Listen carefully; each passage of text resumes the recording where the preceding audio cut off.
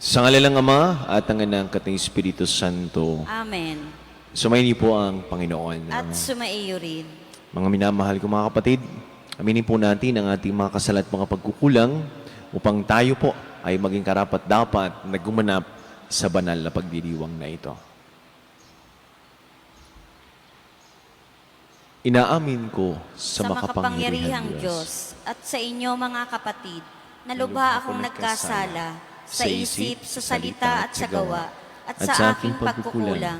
Kaya sinasamo ko sa mahal na Birheng Maria, sa lahat ng mga anghel at mga banal, at sa inyo mga kapatid, na ako'y panalangin sa Panginoong ating Diyos. Kawan po tayo ng makapangyarihan Diyos, patawarin po tayo sa ating mga kasalanan, patubayan po tayo sa buhay na walang hanggan. Amen. Panginoon, kaawaan mo kami. Panginoon, kaawaan mo kami. Kristo, kaawaan mo kami. Kristo, kaawaan mo kami. Panginoon, kaawaan mo kami. Panginoon, kaawaan mo kami. Manalangin po tayo. Ama naming makapangyarihan, iniatas mo sa Obispong si San Ireneo ang pagpapatatag sa katotohanan ng iyong tinuturo at sa masayang pagkakasundo ng iyong simbahan. Ipagala mo bilang tugon sa kanyang pagdalangin na kaming dinudulutan mo ng pagbabago, bunga ng pananalig at pag-ibig, ay maging laging masigasig sa pagpapaunlad ng pagkakaisa at pagkakasundo sa pamamagitan ni Jesucristo kasama ng Espiritu Santo magpasawalang hanggan. Amen.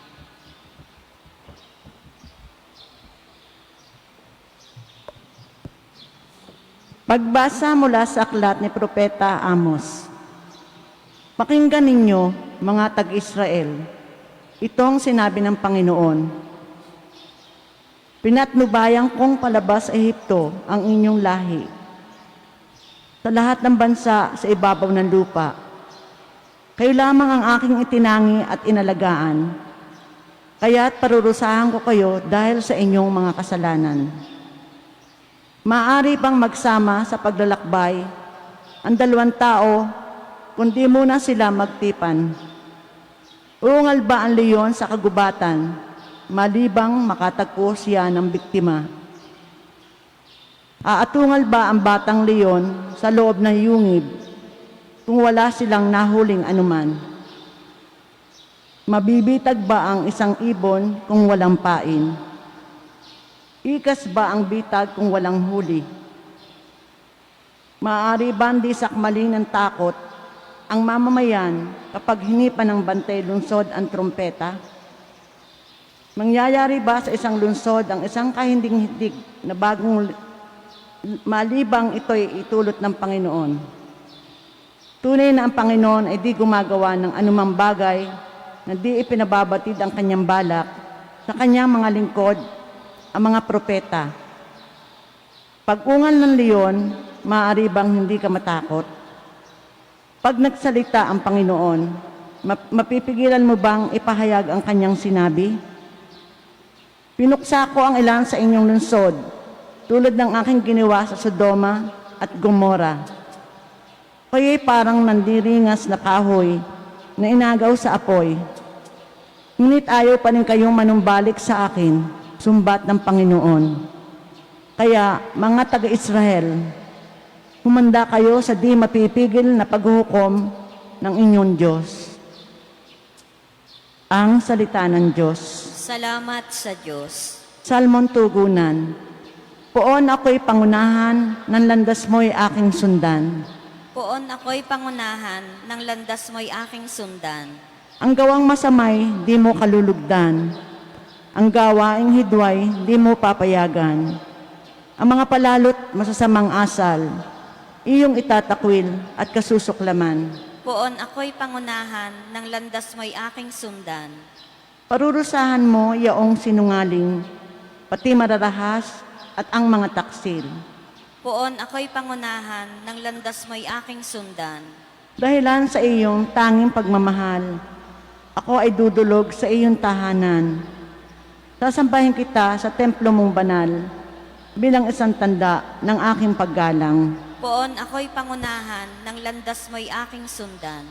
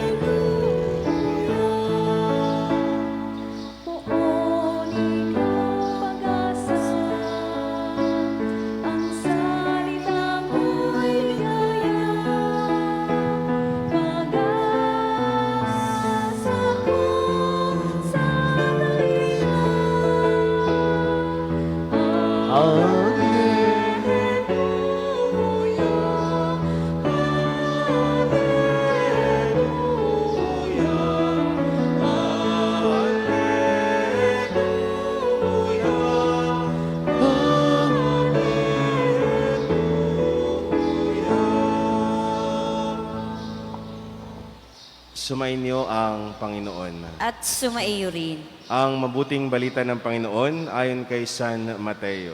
Papuri sa iyo, Panginoon.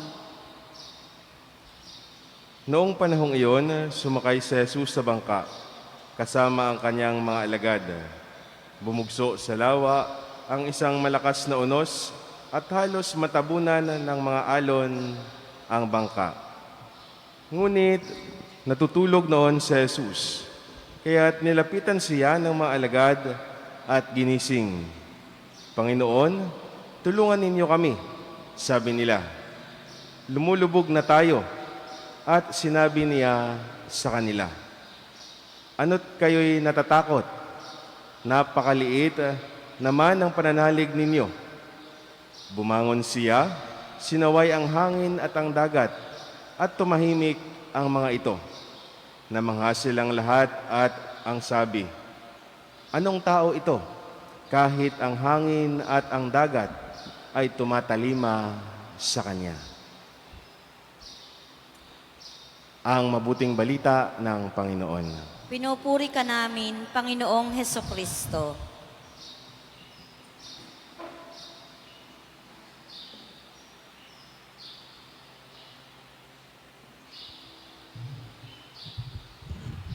Magandang umaga po sa ating lahat, sa mga nanonood sa kanilang mga tahanan, sa mga nakikinig sa kanilang mga kapilya. Saan man po kayo naroroon, patuloy po kayong ingat at gabay natin, Panginoon Diyos. Sa mga nagdiriwang ho ng kanilang kaarawan ngayong araw na ito, happy birthday. Sa mga nagdiriwang ho ng kanilang wedding anniversary, congratulations po sa inyo. Sa ating ibanghelyo na narinig, ito ho ay kasunod ng isang event na nangyari, yun yung multiplication of the bread. Si Jesus ay nagpakain ng maraming tao. Kaya sa buong maghapon activity nila, sila ho ay pagkatapos ng event na yon, sumakay ho sila ng bangka. Siyempre, si Jesus ay napapagod din. Kaya siya ho ay nagpahinga. Nakatulog. Kaya una hong mensahe ng ating ebanghelyo, matuto ho tayo magpahinga din. Pagpagod, magpahinga din. Matulog din. Wag lang naman yung patulog-tulog. Baka naman over sa tulog, wala namang gawa. Ay iba na hong usapan na yun. At ikalawa hong mensahe ng ating ebanghelyo ay yung mga lagad ay natakot sapagkat sila ay lulubog. Ano sabi ng ating Panginoong Yesus? Bakit kayo natatakot? Kasama ninyo ako. Kahit nagulat sila, ba, sino itong kasama natin? Napatigil pati niya ang hangin, ang malalakas na alon. Para sinasabi ni Jesus, aba, ay di ako nagpakain na ako ay nag-miracle na, ay hindi pa kayo maniwala. Kalawahong lesson, kasama ho natin ang Diyos sa ating paglalakbay sa buhay. Katulad doon ng pagsakay natin sa bangka, minsan maalon, minsan payapa. Kahit hindi ho payapa, maraming distractions sa ating buhay, kasama pa rin natin ng Diyos.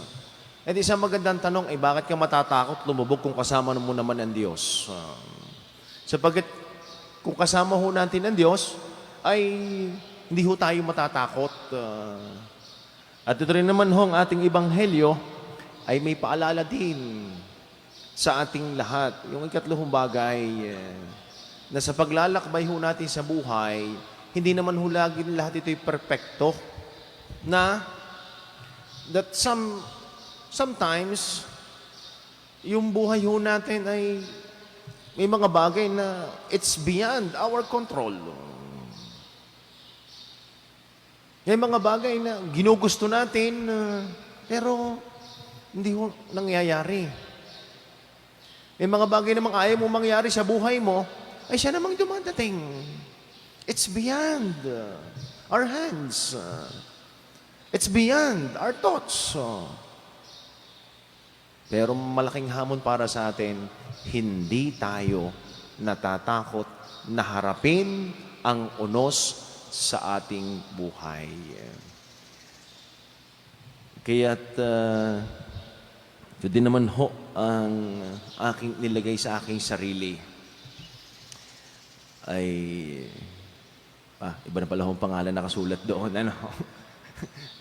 Ito ho yung aking unang misa dito sa community mass bilang inyong kura paroko. Alam mo ba ibig sabihin ng kura paroko, parish priest? Nanggaling salitang Latin cura, curae.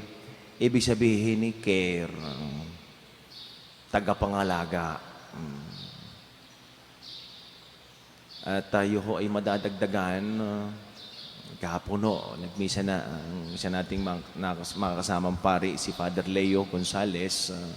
Siya po ang ating parochial vicar. Sarap naman, dito pa rin naman ho. At iintay na ho natin ng kanyang ordination. Sa banda-banda ho diyan. Ano.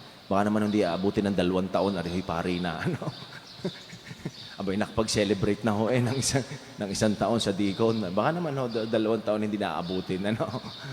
Ay, baka mabibitin ho, ay bitinan ko ni ang damit. Ay, gagawin lang natin ng paraan. Ano. Sabi sa provincial, ay ang isa pa ho nating makakasama po dito sa parokya ay sa isang araw po ho darating sa pag-itsoy galing po sa malayong lugar, si Father Ronnie Alconga po. Inikilala na rin po ninyo sapagkat siya namin naging kura paroko dito. At siya ho ay dating provincial superior din po namin. Yan. Kaya kailangan ko din ho magbait talaga at kasama ko ang ex-provincial. Ano? At siguro ho, bago pa ho magbigayan ng assignment, ay may mga kuro-kuro. Sino kaya ang papalit? Magiging kura. Yan. At siguro yung iba ay sana hindi maligalig. Sana hindi masungit. Sana hindi madamot. Sana ay sa tingin ko naman, wala naman hong pari na masungit. Ano, yung iba parang ayaw maniwala. Ano? Parang may agam-agam. Ano ho. At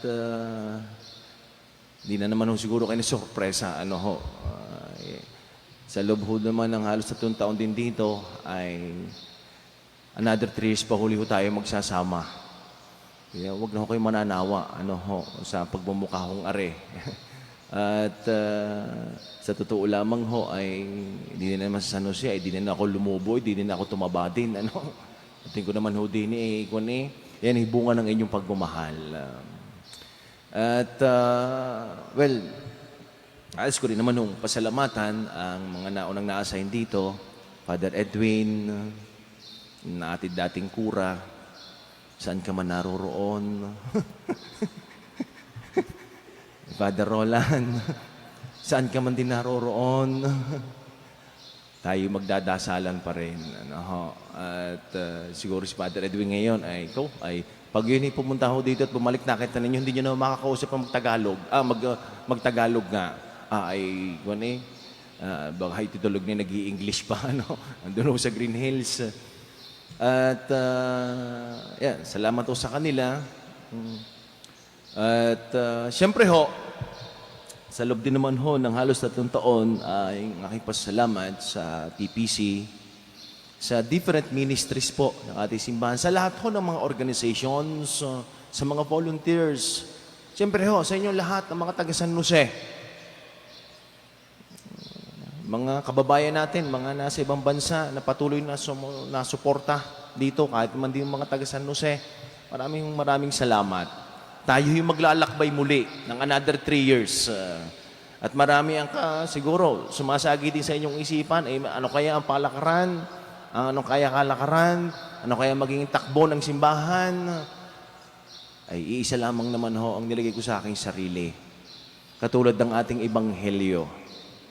Yung mga tao, yung mga alagad, sila natatakot.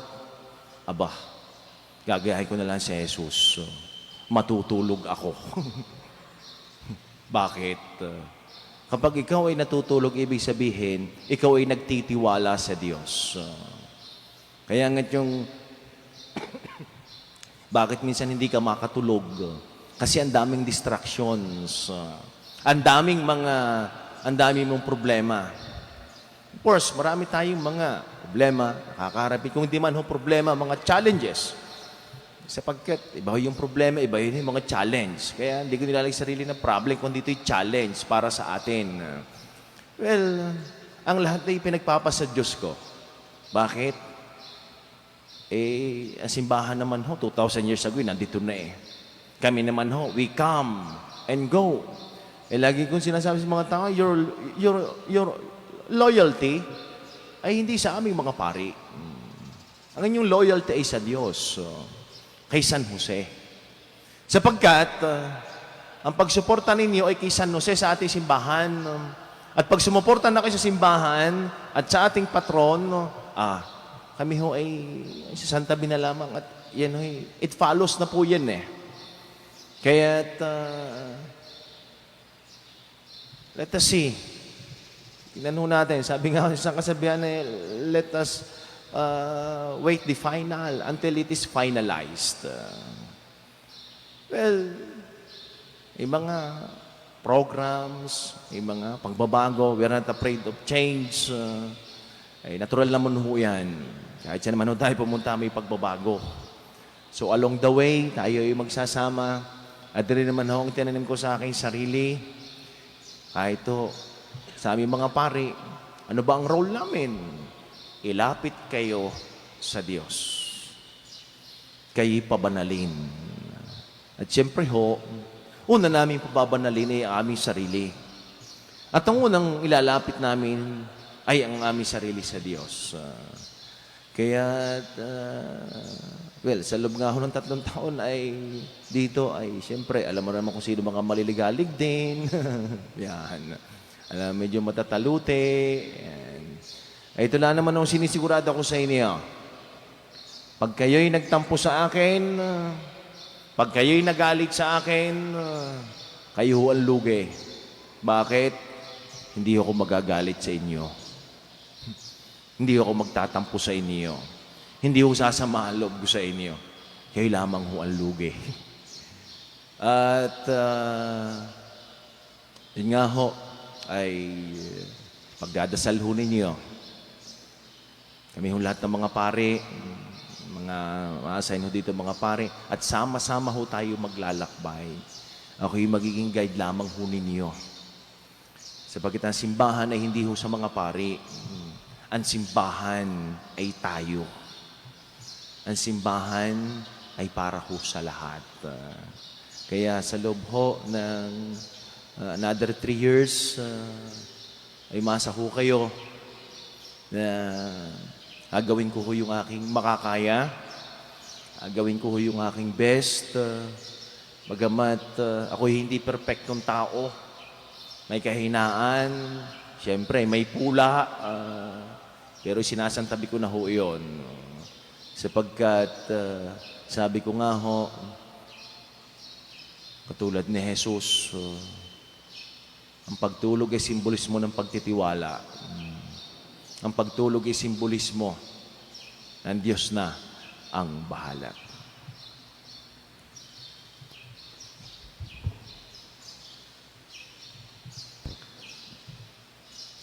Sumusunod sa anak ng Diyos, maging ang hangin at alon.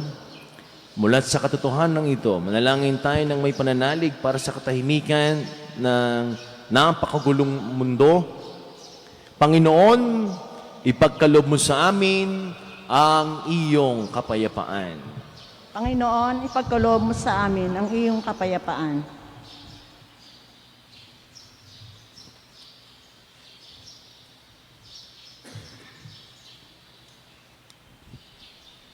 Ang simbahan, sa pamamagitan ng kanyang mga miyembro, naway maging malakas sa pananampalataya, higit sa lahat ng kanilang pagharap sa mga paghihirap at pagsubok sa ating panahon. Manalangin tayo sa Panginoon. Panginoon, ipagkulo mo sa akin ang iyong kapayapaan. Ang mga naglalakbay sa karagatan, ang mga mandaragat, mga mangingisda, at yaong mga taong sa dagat nagmumula ang ikinabubuhay, naway makadama ng kasiguraduhan at kaligtasan. Manalangin tayo sa Panginoon. Panginoon, ipagkulo mo sa amin ang iyong kapayapaan. Ang mga nanghihina sa kanilang pananampalataya, naway mapatatag sa pamamagitan ng tulong at suporta ng kanilang mga kaibigan. Manalangin tayo sa Panginoon. Panginoon, ipagkulo mo sa amin ang iyong kapayapaan. Ang mga may kapansanan at mga nagdurusa sa matagal na karamdaman, naway makatagpo ng kapayapaan kay Kristong may kapangyarihang magpagaling. Manalangin tayo sa Panginoon. Panginoon, ipagkulo mo sa amin ang iyong kapayapaan. Ang mga yumao, naway makadama ng walang hanggang kapayapaan kay Kristo. Manalangin tayo sa Panginoon. Panginoon, ipagkulo mo sa amin ang iyong kapayapaan.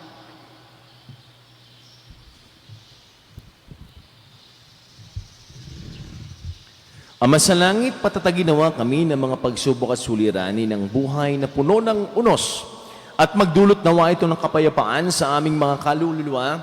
Inihiling po namin ito sa pamagitan ni Kristo ang aming Panginoon. Amen.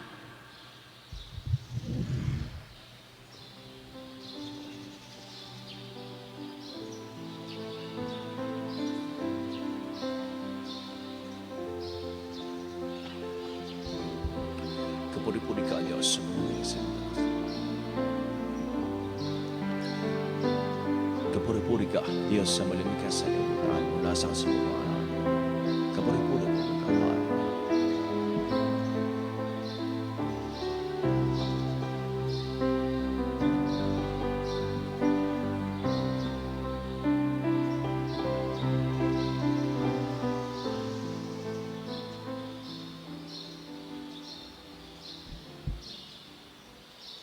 Manalangin po kay mga kapatid bang ating paghahain ay kalugdan ng Diyos amang makapangyarihan. Tanggapin nawa ng Panginoon itong paghahain sa iyong mga kamay, sa kapurihan at karangalan sa ating kapakinabangan at sa buong sambayaniyang banal. Ama naming lumikha ay nawang ikarangal ng paghahain ito ngayong pinagdiriwang ang pagsilang sa langit ni San Ireneo.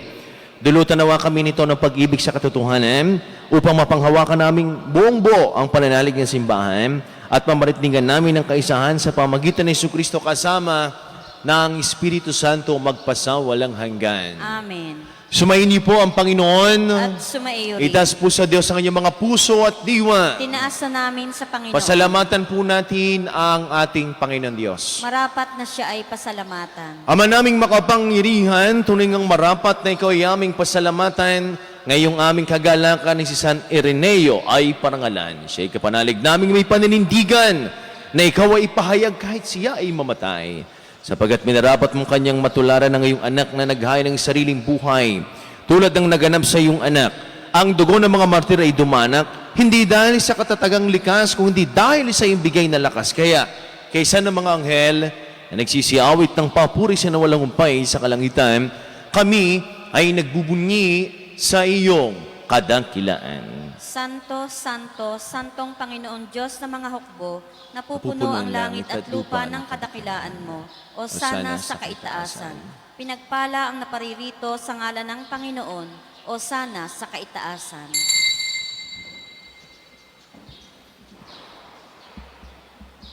Ama naming banal, ikaw po ang bukal lang tanang kabanalan, kahit sa pamagitan ng iyong Espiritu, ganyan pong banal ang mga kaloob na ito, upang para sa amin ay maging katawan at tugon ng aming Panginoong Jesucristo.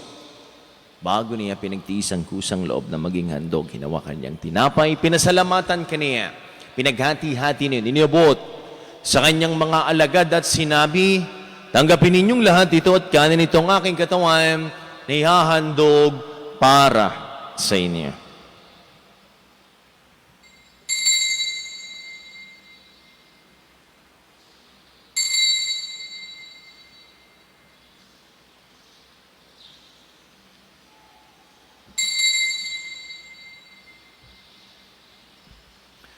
Kaya hindi naman nung matapos ang hapunan, hinawakan niyang kalis, muli kaniyang pinasalamatan. Inabot niyang kalis sa kanyang mga alagad at sinabi, tanggapin ninyong lahat ito at inumin ito ang kalis ng aking dugo. Nang bago at wala hanggang tipan, ang aking dugo na ibubus para sa inyo at para sa lahat.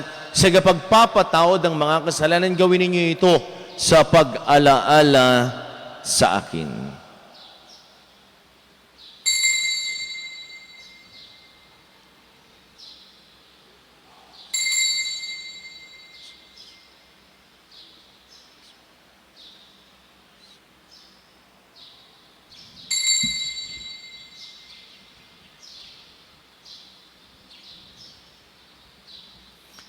Ang misteryo ng pananampalataya. Si Kristo'y namatay, si Kristo'y nabuhay, si Kristo'y babalik sa wakas ng panahon.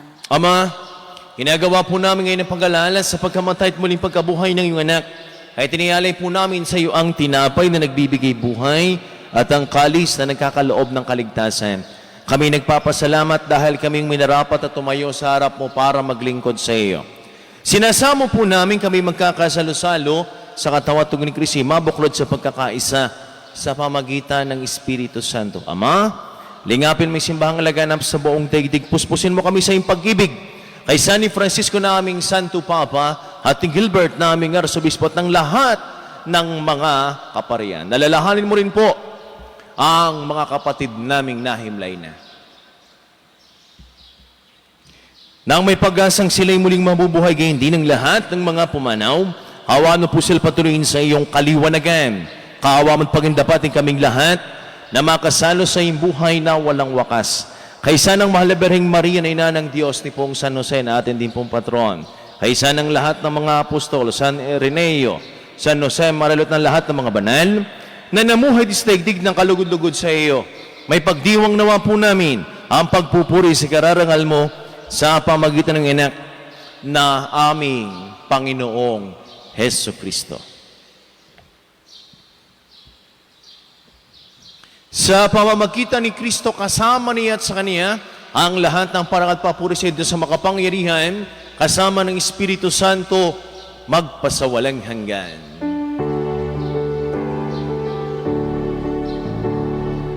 Amen, amen, amen.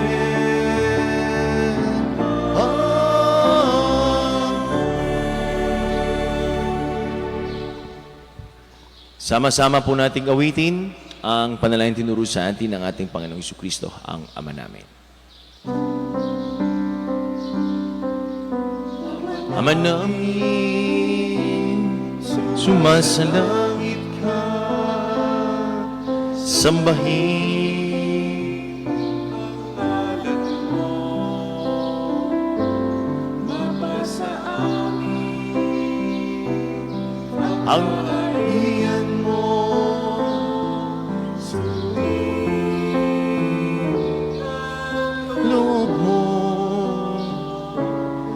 dito sa lupa para nang sa langit. Yan kami ngayon ang aming kakan sa araw-araw. At patawarin mo kami sa aming mga sala para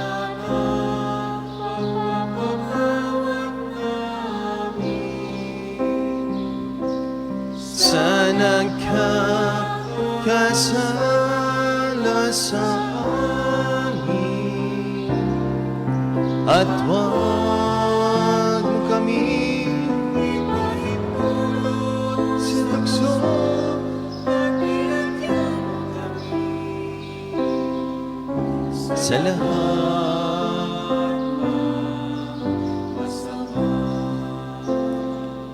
Hinihiling po namin kami diyan sa lahat ng masama, pagkalooban po ng kapayapaan, araw-araw ligtas sa kasalanan at ilayo sa lahat ng kapahamakan, samantalang aming pinananabikan ang dakilang araw ng pagpapahayag ng tagapagligtas naming si Yesu Kristo.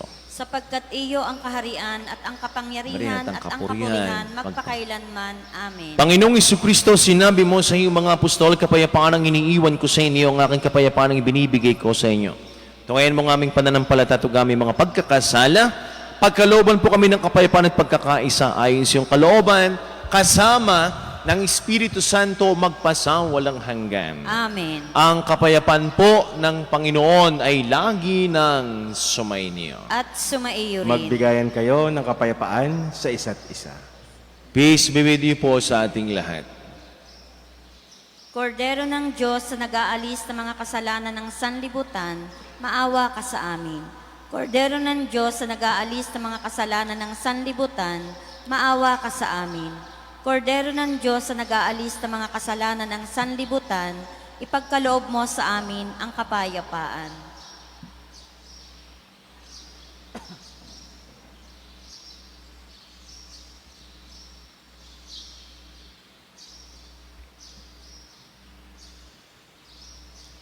Minamahal kong mga kapatid, ito ang kordero ng Diyos, itong Kristong muling nabuhay. Siya nag-aalis sa mga kasalanan ng sanlibutan. Mapalad po tayong lahat ng mga inanayahan sa kaniyang banal na piging. Panginoon, hindi ako karapat-dapat na magpatuloy sa iyo, ngunit sa isang salita mo lamang ay gagaling na ako. Ang katawan ni Kristo. Amen.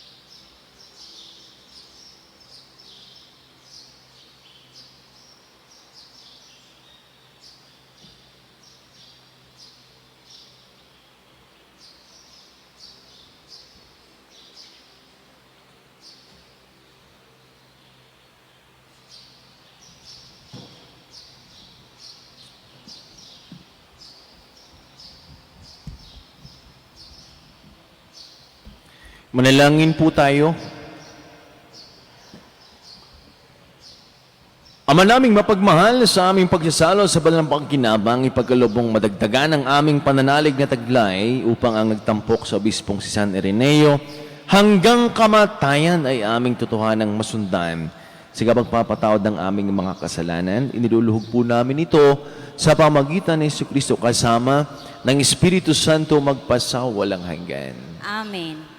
Sumaini po ang Panginoon. At sumaiyo rin. Pagpalain po kayong lahat, ingatan, gabayan, kahabagan ng ating mapagmahal na Diyos. Sa ngalan ng Ama at ng Anak at ng Espiritu Santo. Amen. Ang banal na misa ay naialay na, humayo tagalang kapayapaan at pag-ibig ng Diyos. Salamat, Salamat sa Diyos. Magandang umaga po sa ating lahat.